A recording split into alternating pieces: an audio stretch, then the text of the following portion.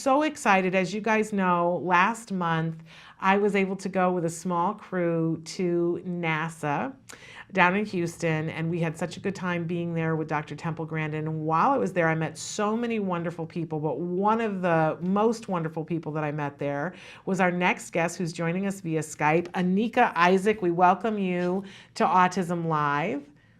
Thank you very much, Shannon. Thank you. I'm glad to be here. And Anika is an LMFT, but you're also an LPC. And forgive my ignorance, I don't know what an LPC is. An LPC is a licensed professional counselor. Oh, there you go. Okay, I just didn't know what the letters stood for. And you you're from NASA, and that's when I met you. But you have a very special job that you do at NASA that I want you to tell our viewers at home about. Excellent. Be happy to. So obviously, I'm at NASA, the Johnson Space Center in Houston, Texas. So what I'm a part of the Employee Assistance Program, EAP, and I'm an EAP counselor. And what we do, we provide services for all of our employees and contractors, civil servants, and their dependents at no cost at the Johnson Space Center. So we do assessments, we do short-term therapy, we do workshops, presentations, referrals. We do a lot involving any behavioral or mental health issues at the NASA Johnson Space Center.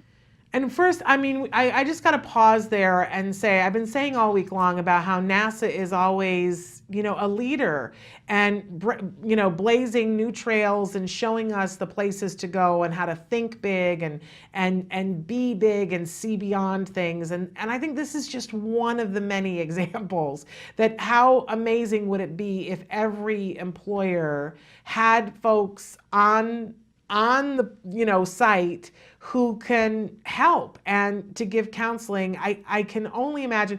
I certainly saw when I was at NASA a whole lot of happy people who seemed they're doing jobs that they love, but I'm sure it's stressful. And I'm sure that part of the reason why they're able to manage that stress is knowing that they have your services and being able to avail themselves of it. So first, I got to applaud NASA for being so forward thinking and really hope that other employers who are watching go, you know what, that's probably worth it. And I'm sure Absolutely. You see that, right, Anika? Absolutely. One of the things that I found impressive about what we do at Johnson Space Center, and of course, NASA as a whole, we have expected behaviors of how to treat people, how we encourage people. So we've got a lot of support from our center. So management is very supportive. They help promote us. We have a lot of inroads with a lot of managers, a lot of organizations, and there is less and less stigma about reaching out for services. We get a lot of word of mouth referrals, and we have managers saying, I've used this service. You have managers stepping up and say, hey, I've used them, go use them. Wow, what a referral, what a firsthand account that says management is saying themselves, I've used them, use them. We want to encourage that. So it goes beyond saying we have work-life balance. It goes beyond promoting that as just something to say that sounds good. They're actually saying, I've used this, go do that. How can we help you? They make the time available. So our employees can come on their work hour to see us, and we're on site. And so a lot of EAPs have 800 numbers they call, which we do as well. We have different companies. So NASA consists of all kind of different companies, contractors, but they can see us in person on site, just like a 5-minute walk. Which is amazing. And so already, we're impressed with that. But what I really was struck by when I was there is that you don't leave autism out of the equation. It's very much something that is talked about at NASA. And you have a support group. Isn't that correct? That is absolutely correct. Tell us about that. Excellent. So obviously, I'm one of 3 employee assistance counselors. We have our director, myself, and another EP counselor plus our admin. So what we do monthly workshops. And what happened was we presented a workshop in 2015 for autism awareness in April.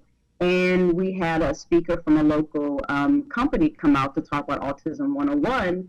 And so we had a lot of questions come out that the speakers couldn't answer. So the audience began answering the questions for the speaker. And so then they began, after the presentation was over, they were still standing there talking amongst each other. And I'm looking like, gee, I think we need to do something about this here. And so I just said, hey, why don't we set it up where you all can meet and talk since you're supporting each other. And so that began our autism support meetings, and we do it monthly. Our employees decided, hey, we want to do this monthly. So we meet every month. We have either a guest speaker, or we just talk amongst ourselves, or we answer problems that people are dealing with in the workplace. We're at the same location around the first of the month. And we also send up around emails, suggesting ideas, asking questions. So there's ongoing networking, even outside of meetings where people are meeting together for lunch, or we're trying to develop more groups where they do network outside of NASA and our meetings and some of their smaller groups. But absolutely, we brought in lawyers, we brought in professionals that provide autism services in the community, psychologists, psychiatrists, and we're ongoing developing our program. And a lot of our people we get come from, hey, our employees say, hey, I've used these persons, they're great, why don't you invite them in? And we will invite them in. And so they'll ask me questions, they'll ask them on each other. I mean, it's just been a very energetic and vibrant group that we have for our autism support meetings. Well, NASA always impresses us, and this is just one of the many ways that you continue to impress us. What an amazing resource. What a great thing for an employer to make available to the people that are there. I know when we were there at NASA, and I had to laugh because Dr. Temple Grandin was there. That was the reason why we were there.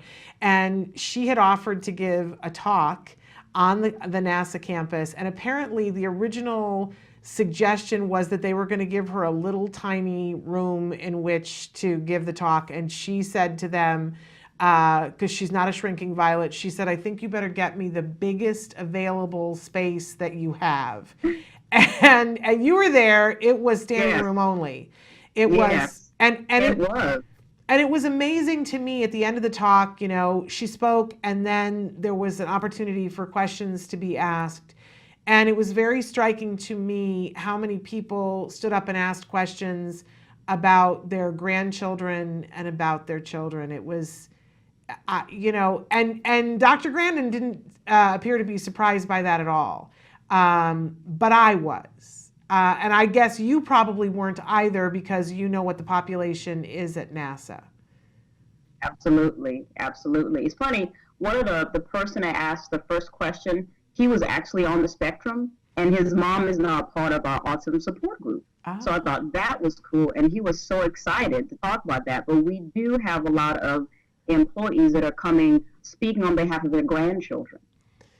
Speaking on it, taking over responsibility for raising their grandchildren. We do see a lot of grandparents, more and more, they're the sole caregivers for their grandkids. Yes.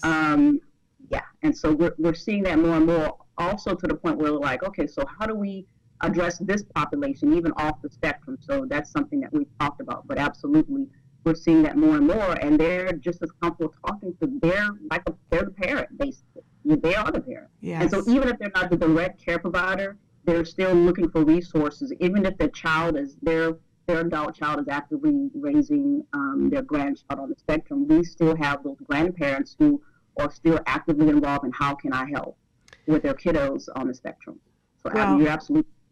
We are impressed. We hope that more employers will follow your lead.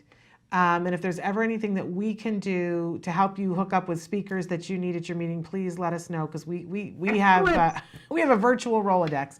And please thank everyone there for the good work that they're doing. And I thank you for taking that initiative, recognizing, seeing a need, and stepping up and providing it. We need more people like you. Thank you so much, Shannon. Thank you and I will be calling for those references and referrals. Absolutely. We're always happy. This is what we do, is hook people up. So thank you so much, and thank NASA once again for everything that they did, making us feel welcome so that we could be there with Dr. Grandin.